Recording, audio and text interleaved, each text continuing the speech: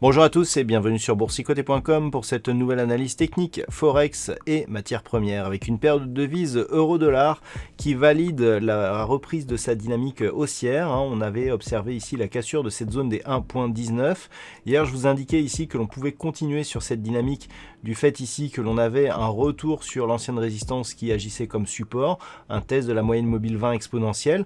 On en a eu la confirmation aujourd'hui avec la reprise de la dynamique haussière qui a inscrit un nouveau plus haut significatif avec donc désormais une paire de devises euro-dollar qui se dirige vers sa zone ici des 1.2060. On pourrait connaître la semaine prochaine une accélération ici de cette dynamique haussière liée à la validation du franchissement ici de cette zone majeure des 1.19, donc une belle dynamique haussière sur la paire de devises euro-dollar. Par contre, sur la paire de devises livre sterling contre dollar américain, ça semble se retourner puisque nous avions ici une belle dynamique haussière. Là aussi, la moyenne mobile 20 exponentielle agissait comme support ici avec des retours. Mais hier, je vous indiquais que nous avions ici cette zone de résistance, ici proche des 1.3397. Qui faisait obstacle à la poursuite du mouvement, puisque même si on avait des retours ici sur la moyenne mobile 20 exponentielle, on ne parvenait pas ici à valider un nouveau plus haut significatif. Et bien regardez ce qui s'est passé, on est revenu ici au contact des moyennes mobiles, et là, hop, on est revenu ici sur un contact, donc sur la bande de Bollinger inférieure. On a même ici testé la zone des 1.3310, on est remonté ici sur cette bougie verte, sous la moyenne mobile 20 exponentielle et on a validé un deuxième contact ici sur la bande de Bollinger inférieure. Alors bon, on est vraiment ici sur une configuration de retournement. Si cette configuration est validée la semaine prochaine, on aurait donc un objectif de retour ici dans cette zone de range entre point 1.3310 et 1.3160 avec donc une neutralisation de la dynamique haussière sur cette paire de devises livre sterling contre dollar américain. Sur l'or, nous avons une configuration qui reste baissière. Alors depuis quelques jours, on avait ici une évolution totalement horizontale du métal jaune au-dessus d'une zone de support intermédiaire ici des 1803 dollars l'once. Je vous indiquais qu'on avait toujours un objectif ici sur cette zone des 1790 dollars l'once. Vous voyez qu'on n'a pas excédé ici la moyenne mobile 20 exponentielle qui n'a même pas été ici touchée.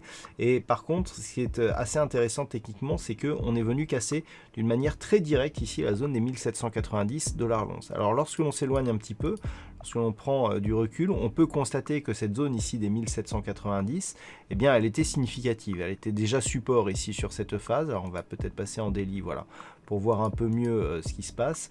Donc on avait cette zone ici des 1790 qui avait été support après avoir été résistance, donc il ne s'agit pas d'un mauvais placement. Par contre, là ce que l'on peut voir, donc si on revient sur l'unité de temps H4, c'est qu'on a une cassure assez puissante dans le sens où elle est très directe. On pensait au début que la zone des 1790 dollars l'once n'était plus significative, sauf que suite au franchissement, on rebondit directement ici sur cette zone, bande de Bollinger qui se trouve quasiment sur ces niveaux, des 1790 dollars l'once. Donc cette cassure ici assez rare que l'on casse directement une zone de support majeur telle que celle-ci, mais si on revient d'une manière directe en rebond technique sous cette zone, cela nous montre que l'on est potentiellement sur un mouvement très fort qui pourrait donc s'accélérer la semaine prochaine. Alors l'or ayant cassé ici cette zone des 1790 dollars l'once, eh bien le prochain objectif se situe sur le retour possible ici des niveaux sur les 1745 dollars l'once. Et ce qu'il sera intéressant de surveiller la semaine prochaine, eh bien c'est justement le comportement des cours autour de cette zone ici des 1790 dollars l'once. Mais là nous sommes clairement sur une possible accélération baissière sur le métal jaune. Et puis enfin, sur le WTI, nous sommes sur une dynamique qui reste haussière malgré le petit mouvement baissier que nous avons eu ici. Lorsque l'on regarde globalement, on a validé la rupture ici de cette résistance majeure des 43,50 dollars le baril. On est venu trouver un point haut intermédiaire ici proche des 46 dollars le baril avant de marquer cette petite phase de consolidation. Alors, Cette petite phase elle est très intéressante car elle permet de valider ici la dynamique haussière dans le sens où on retrouve ici la moyenne mobile 20 exponentielle comme une zone de support. Et puis lorsque l'on regarde ici les indicateurs, déjà on était légèrement suracheté ici sur le RSI, on a eu ici le signal de consolidation un peu tôt puisque le retournement du MACD avec un RSI suracheté est intervenu sur cette zone là, donc on est encore monté un petit peu après. Au final on a consolidé et on s'est stabilisé ici au-dessus de cette moyenne mobile 20 exponentielle, ce qui a permis ici au RSI de sortir de sa zone de surachat, mais on est très proche de cette zone.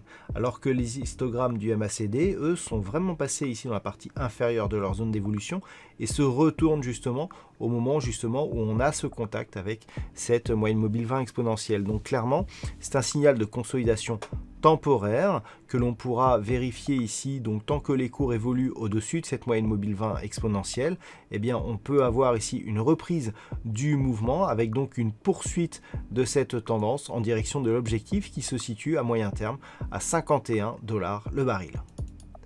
Voilà donc ce que l'on peut dire sur cette analyse technique Forex et matières premières. Passez un bon week-end et on se retrouve dès la semaine prochaine pour d'autres analyses techniques, toujours sur le site boursicoté.com.